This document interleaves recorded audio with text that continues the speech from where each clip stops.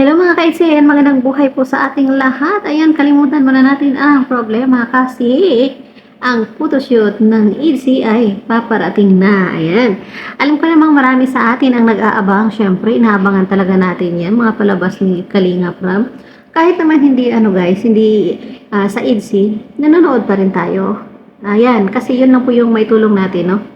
At speaking of Itzy, ayan, sa photoshoot na yan, dito nga sa picture na nakikita ko is litaw na litaw po yung kagandahan, hindi po talaga ipagkakailan na talagang ang ganda po talaga ni Baby Beyonce. At yan po yung nakikita ko, maganda na nga sa panlabas at syempre sa panloob, no? Kasi alam natin napakabait na bata, yan, magalang, marespeto sa magulang. At syempre, talagang karapat dapat po na suportahan po natin ang batang iyan. At syempre si Kalingap Ido din po, ayan, suportahan natin.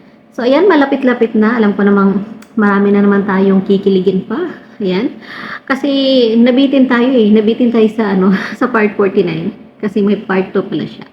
So ayan, malapit-lapit na, ramdam ko na po yan na malapit na. Kaya guys, sabay-sabay na naman nating panoorin pag mag-pop up sa atin. Ayan, sabay-sabay nating panoorin para naman sabay-sabay naman tayong makangiti at makalimutan man kahit ilang saglit ng ating mga problema. So, huwag mo nating kalimutan, suportahan. Ayan, Kalinga Prab, syempre. Ayan, si Miss Jackie po. At si Kuya Val Santos Matubang. At si Kalingap Ido at sa lahat ng mga team Kalingap Charity Vloggers. Thank you and that's all for now. Bye!